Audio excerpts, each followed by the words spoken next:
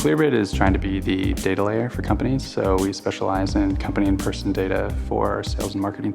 So I find that my role is to be the catalyst to force a sort of higher level of thinking that's more about the impact that certain fields will have as opposed to how we can fill them in.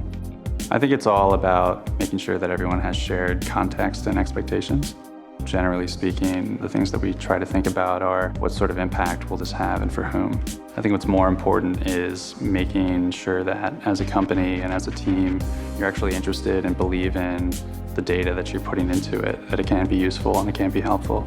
After a deploy, immediately we're looking at our most low-level monitoring tools to make sure that there aren't bugs and that things are functioning at the most basic level. So when we first find that there's a bug or an issue in one of our monitoring tools, we'll raise that in Slack to make sure that the whole team is aware of it.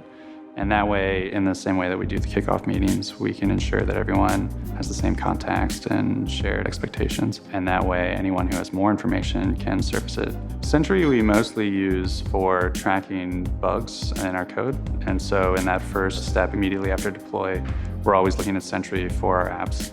But beyond that, we also use it to throw some other types of errors that aren't necessarily bugs, but more like higher level issues that we see with the responses that we're getting back or that we're giving to customers. So for instance, we could put one of those metrics into Sentry, and that way we have better tracking over time. From there, we'll tend to try and collaborate with other monitoring tools or ways of introspecting the issue to assess it.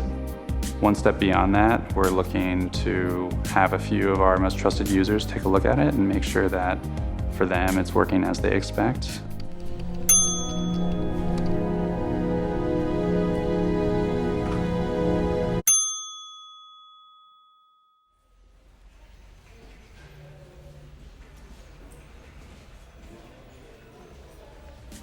So when we look at these issues from a high level, we are able to circle back with all members of the team and explain what the kinds of patterns that we're seeing and how we think that might affect what our roadmap will look like in the next week and the months to come.